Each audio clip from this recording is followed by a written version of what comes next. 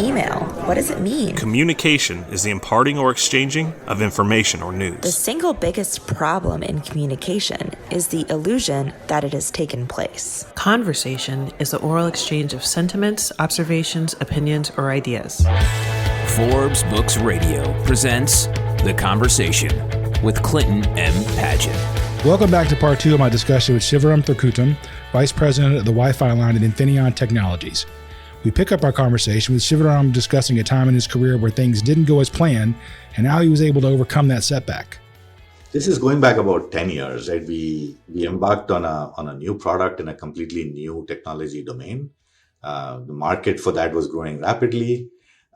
Without getting into the specifics of it, right? I mean, we didn't have all the expertise to build that product. So we ended up partnering with a company to develop this product together. And the idea was we do the parts of the project that we had more expertise in, mainly to do with chip design. And then our partner does the parts that they had more expertise in, something related to the application software and the system design and so on. And I was responsible for this project. And many things went wrong in this project execution. And as a result of that, we were late to market and we didn't have the kind of success that we thought we would have with this product. And this has bothered me a while. So I analyzed this many different ways. I talked to many people who were also involved in this project. And one of the key learnings for me from this was when you partner with someone, you need to have a very strong shared vision of what a win-win outcome looks like, right? And it's not important that you know your part of the win-win. You need to understand the other's part of the win-win as well, right? And that's what I mean by having a shared vision of what the win-win outcome looks like.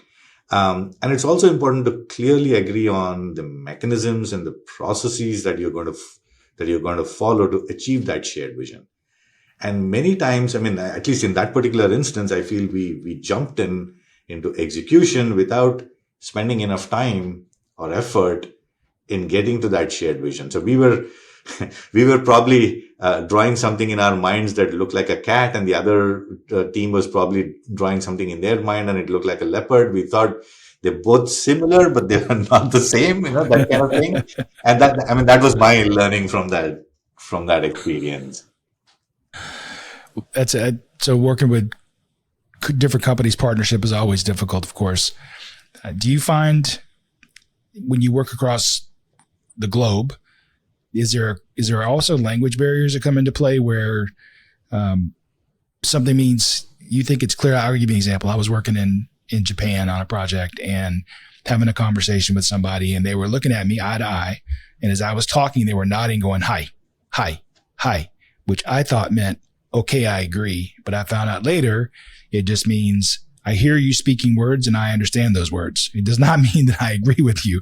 So I'm just curious if you had any of those challenges as well. And maybe you're better able to handle them because you came from a different culture and now you're speaking English and you said, in your native language. And so just curious how you navigate all that as well. Oh, it happens all the time, right? It happens. I mean, you picked one example, which I've faced similar, but there are many, many subcultures and cultures across, right? And you find that even between, let's say America and Europe, sometimes it happens. And then there's, of course, Korea, Japan, China, all of who have their own unique business cultures, right? And you have to spend time understanding those business cultures.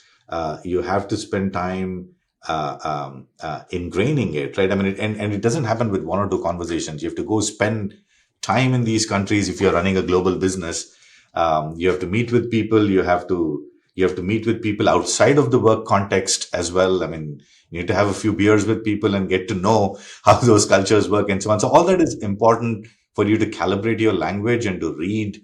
And I'm not just talking about the spoken word of the language, right? Sometimes the unspoken words in language, body language. You need to learn to read all of those in order to be effective when you're running a global business with multiple countries and cultures involved. Yeah, I liked your nonverbal cues was important too. Another one in Japan was they would go, that will be difficult, which means it's never going to happen. but they don't want to tell you that, right? So yeah. How direct people are in terms of saying no varies across cultures. Some cultures are very comfortable saying no directly to someone. Some cultures are not. You just need to learn and respect all of those cultures. Just understand how all of them work in order to be effective in those kinds of environments. Yeah, when I travel even to England, it always surprises me at first about, even though we both speak English supposedly, the words have so many different meanings. It's like, wow, American English and UK English is quite different. Oh yeah, yeah. I faced that. I grew up learning English, and when I first moved to the US, I went through some of those challenges myself. You put an extra O or U in words, and words mean different things. So yeah. We used to stand in a queue, and here you stand in a line and things like that, right? Yeah. in the boot of a car instead of the trunk of the car. We could just go on and on. So, yeah. So we talked about kind of a negative thing in your career. Let's flip that over now and say, is there a project or an accomplishment in your career that really stands out as your favorite or the best? And what did you learn from that success? I know that sometimes people say I learned more from my failures than my successes, but I'm just curious, what was a good example of a project that went well or an accomplishment you have, and what did you learn from that? Sure. Infineon is a market leader in Wi-Fi for IoT, right? We all use Wi-Fi every day in our lives, and very broadly speaking, right, there are two types of Wi-Fi chips. One is used to build infrastructure, right? That is access points, routers, gateways, and so on.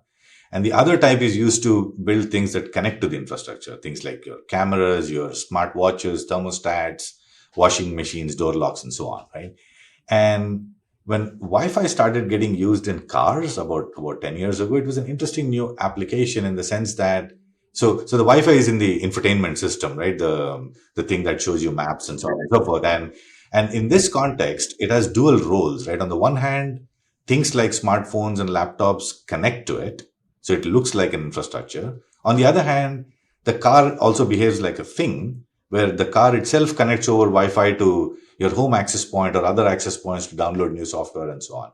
So it was an interesting new application, right? And I built and ran a team that drove the adoption of Wi-Fi in cars, and grew this business rapidly over a period of 5 years. I'm particularly proud and happy with that achievement. And I don't know what car you drive today, Clint, but if your car has Wi-Fi, if you do wireless CarPlay and things like that, there's a very high probability that it's got a chip that my team worked on, right?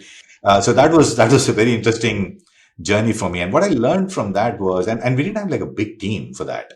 And what I learned from that journey was even a small team can build a very successful large business if they're passionate, if they learn from actively talking to customers all the time, and most importantly, develop a deep expertise in the subject matter, right? So you do those things right. I mean, it doesn't matter how big the team is. Even a small team can do wonders, right? That's what I learned from that particular success I've had in my career. So my wife and my son benefit from your chips then, because they both drive modern cars. I drive a 1999 Chevy Tahoe, so it's not in my car. I can promise you that. Yeah, but they do. Yeah, it's most likely they do then. Yeah. So what are you looking forward to in the future? And are you working on anything personally or professionally that you're really super excited about? Yeah, working on many interesting things at Infineon, and I'm super excited generally about the future of Infineon and our goal of driving decarbonization and digitalization, like I said earlier, right? And my product line is at the intersection of both those missions, right? Like our Wi-Fi products today, they're helping everything get connected, be it thermostats or dishwashers or security cameras or even sprinklers in your backyard and so on. Now, while a lot of these devices are usually called smart devices, I view them more as connected devices that are smart in a narrow context today, right? The smarts are actually going to come in the next over the next decade, right? Over the next 5 to 10 years, and that's what interests me. And what I mean by that is, if these devices, I mean, which are smart in their own local way, if they start talking to each other, then they can have a much bigger impact. Like, think of an example of your thermostat in your house that's connected to the internet over Wi-Fi, right? And it knows the weather forecast for the next day. What if that can communicate with the solar panel on your roof, right? And also communicate with the EV charger that's in your garage, and maybe the washing machine that's in your basement, all over Wi-Fi, right? And it can look up your calendar to understand how much you plan to drive the next day. And with all this information, these devices can plan and optimize the energy usage from the grid, right? By deciding how much to charge your car, right? Depending on how much the sun is shining. I mean, do I really need to charge the car fully or only going 20 miles tomorrow? So maybe I just need to charge it to 50%, right? And I can probably run the dishwasher at the same time and so on. So the ability to run AI on the edge, which is another thing we are working on in our business, can be transformative for a lot of these applications, and that's really exciting for me. And I can give you another example, right? Likewise, another major challenge for us is figuring out how to deal with the situation of aging societies, right? Particularly in the Western world. And if we want to help our seniors age at home with dignity, what might look like minor conveniences today, like let's say all the wireless security cameras around your home, or video doorbells, door locks, or even automation devices like the sprinklers I was talking about earlier, or like a robotic vacuum cleaner that cleans your house. And all of these having the ability now to be operated through voice commands and so on. In the future, right, they'll also be able to detect your location in the house. Where are you in the house? Measure your vital statistics, maybe detect events like falls and contact emergency services automatically. All of these will go from being minor conveniences like they're today to significant enhancements in our quality of life. And we find these are all very meaningful problems to solve. And I'm fortunate to be leading a team that's working on products that will enable all this to happen over the next few years. And that's what keeps me excited. No, now you got me excited. I'm inspired. Are there any leadership principles that speak to you personally and guide your day-to-day behaviors? We talk about a few, right? I listen very actively. I try to understand people's ideas, concerns, and proposals. So I tend to listen more than I talk, usually. Then I try to treat everyone as individuals, because everyone has their strengths and weaknesses, and it's important to understand and be aware of what those are. Right? And lastly, I value both individual excellence and teamwork, and I think both are important and they have their own place, right? And I try to encourage and find both. It's like with any good